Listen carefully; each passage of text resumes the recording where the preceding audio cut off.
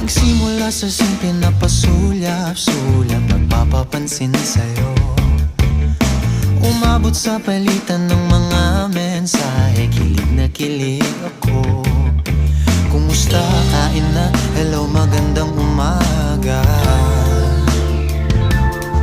Ingat ka, pahinga, huwag kang masyadong magpupuyat pa.